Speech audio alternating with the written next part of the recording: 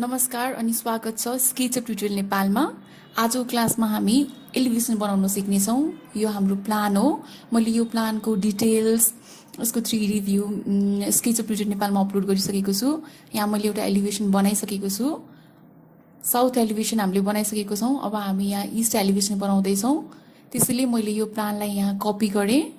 CO command use गरेर हामीले यसलाई कपी गर्न सक्छौँ। कपी गरेर हामीले यसलाई यहाँ लिएर राख्यौँ। अब हामीले इस्टपट्टिको एलिभेसन बनाउँछौँ।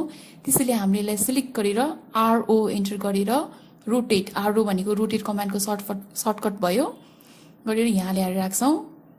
अब हामीले हाम्रो पहिला बनाइसकेको एलिभेसनबाट एउटा रिफरेन्स लाइन ड्र गर्छौँ।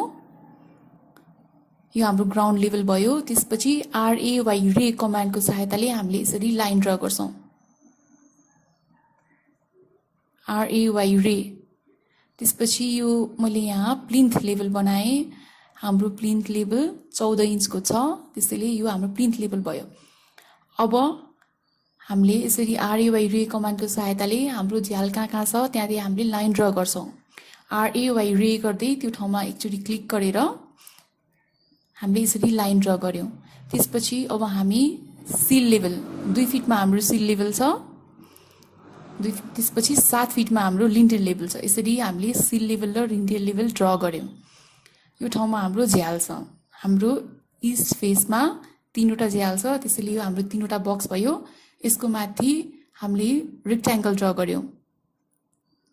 एउटा रेक्ट्याङ्गल मैले यहाँ ड्र गरेँ, अर्को रेक्ट्याङ्गल मैले यहाँ ड्र गरेँ। त्यसपछि यो ठाउँमा हाम्रो किचन छ, त्यसैले चाहिँ हामी यहाँ सानो झ्याल बनाउँछौँ। 3 फिट हाइटवाला झ्याल हामी यहाँ बनाउँछौँ, त्यसैले मैले यसको सिल लेभल माथि बनाएको छु। अर्को रेक्ट्याङ्गल ड्र गऱ्यौँ। त्यसपछि यो रिफरेन्स लाइनलाई हामीले यहाँबाट डिलिट गऱ्यौँ, यो हामीलाई अब चाहिँदैन। त्यसपछि यो लाइन पनि हामीले डिलिट गऱ्यौँ, अर्को माथिको लाइन पनि हामीले डिलिट गऱ्यौँ। अब हाम्रो फ्लोर हाइट 9 फिट 4 इन्च छ। यहाँबाट मैले अफसेट लिएँ, OFFSCT अफसेट टाइप गरे पनि हुन्छ, OF टाइप गरे पनि हुन्छ, अथवा तपाईँहरूले त्यहीँबाट टुलबारबाट नै अफसेट क्लिक गर्नुभए पनि हुन्छ। मलाई चाहिँ कमान्ड सजिलो लाग्ने भएको हुनाले मैले कमान्ड दिन्छु। अब हामी फर्स्ट फ्लोरको बनाउँछौँ, त्यसैले हामी फेरि यो फर्स्ट फ्लोरलाई CO गरेर कपी गरेर तल ल्याएर राख्छौँ। यसरी मैले यहाँ CO गरेर कपी गरेँ। त्यसपछि यसलाई मैले सिलेक्ट गरेर RO टाइप गरेर रोटेट गर्छु।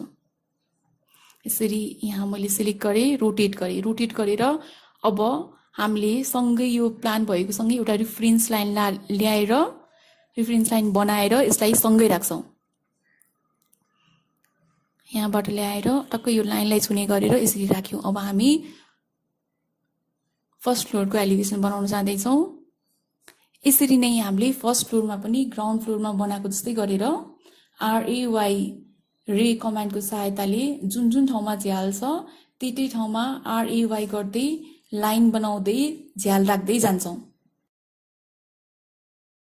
हाम्रो ग्राउन्ड फ्लोरको र फर्स्ट फ्लोरको झ्यालहरूको साइज सेम छ, डिजाइन सेम नै हुन्छ। त्यसैले हामीले एउटा झ्याललाई कम्प्लिट फिनिसिङ गरेर त्यसैलाई नै अरू ठाउँमा कपी गर्दै लैजान्छौँ। त्यसैले हामी पहिला ग्राउन्ड फ्लोरको झ्याल कम्प्लिट गरौँ अनि त्यसपछि त्यसैलाई नै कपी गरेर माथि पेस्ट गरौँ। यो झ्याल हाम्रो कम्प्लिट भइसकेको छ। यसलाई कपी गर्न सजिलो होस् भनेर हामीले यसलाई B एन्टर गरेर ब्लक बनाएर एउटा नाम दिएर राख्छौँ अनि सबै ठाउँमा यही झ्याल नै कपी गर्छौँ।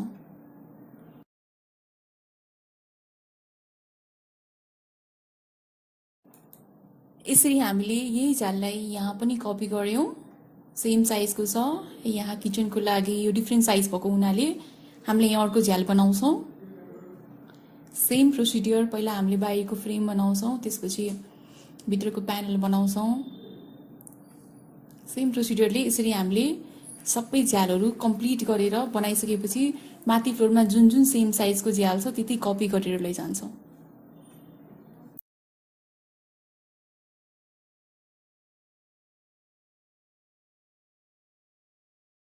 हामीले झ्यालको एलिभेसन बनाउँदाखेरि हामीले यो बाहिरको फ्रेमलाई 2 इन्च राखेर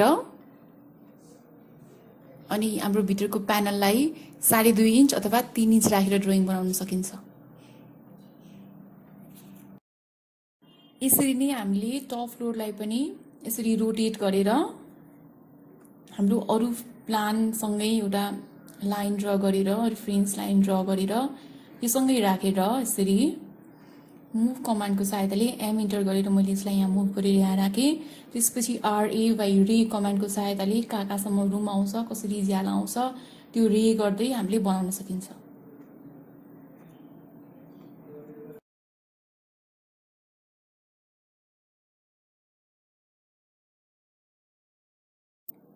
अब झ्यालहरू बनाइसकेपछि हाम्रो फ्लोराइड दिइसकेसम्म हामीले हाम्रो प्लिन्थ लेभल दिइसकेको छौँ। अब हामीले यहाँ अरू डिटेल्सहरू बनाउँछौँ। यहाँ हाम्रो कलम छ, मैले फेरि आरएवाई गरेर कलमको लाइन बनाएँ। त्यसपछि यहाँ हाम्रो एउटा डेकोरेटिभ एलिमेन्ट आउँछ फ्रन्ट फसाडमा, त्यसको लागि हामीले लाइन बनायौँ। त्यसपछि यो हाम्रो 12 इन्चको अफसेट मैले दिएँ किनभने हाम्रो यहाँ कलम थियो। त्यसपछि मैले यहाँ फेरि अफसेट गरेँ। माथि हाम्रो प्यारापेट छ 3 फिट 5 इन्चको, यहाँबाट पनि प्यारापेट हाइट दिएँ 3 फिट 5 इन्च अफसेट गरेँ। त्यसपछि मैले यो डिलिट गरेँ, टिआर इन्टर गरेँ। अब यहाँबाट पनि हाम्रो टप निस्किन्छ। यो मैले यहाँ टप बनाएँ, हाम्रो टप यतापट्टि पनि निस्किन्छ 2 फिट। त्यसैले 2 फिटको लाइन मैले यहाँ बनाएर यहाँ टप बनाएँ अनि यसलाई डिलिट गरेँ। हामीले टप बनाएर सकियो। अब हाम्रो यहाँ सिडीहरू यहाँ आउँछ। सिडीहरू हाम्रो त्यहाँ देखिँदैन किनभने हामीले यहाँ एउटा एलिमेन्ट बनाउँछौँ। यहाँ हामीले एउटा माथिको लागि प्यारापेट वलको लागि हो त्यो, हाम्रो प्यारापेट वल आउँछ।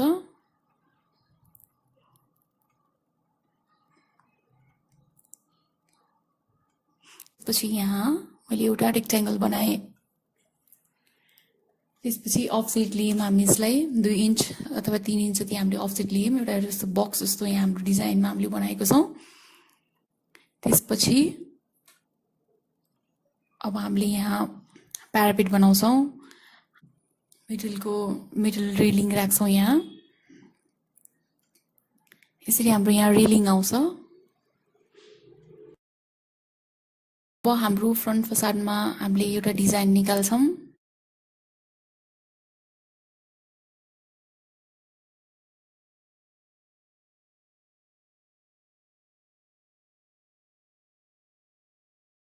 एक्स्ट्रा लाइन्सहरूलाई हामी डिलिट गर्दै जान्छौँ, नचाहिने लाइन्सहरूलाई डिलिट गरौँ।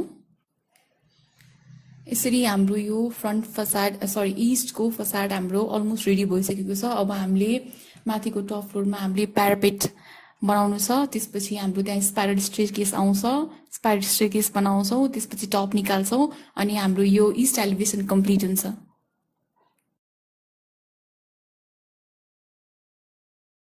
यसरी हामीले यहाँ हाम्रो इस्ट एलिभेसन पनि प्यारापेट वल बनाएर स्पाइरल स्टेयरकेस राखेर हामीले यो कम्प्लिट गरिसकेको छौँ। यो साउथ एलिभेसन मैले पहिले बनाइसकेको थिएँ। सो यसरी हाम्रो एलिभेसन हाम्रो रेडी भइसकेको छ। यसरी नै हजुरहरूलाई पनि एलिभेसन कसरी बनाउने, प्लान कसरी बनाउने, घरको नक्सा कसरी बनाउने, वास्तुअनुसार घरको नक्सा कसरी बनाउने, जग्गा कसरी नाप्ने, डिजाइन सम्बन्धी भिडियो ट्युटोरियलहरू हेर्न चाहनुहुन्छ भने स्केचअप युट्युब नेपाललाई सब्सक्राइब गर्नुहोला। धन्यवाद।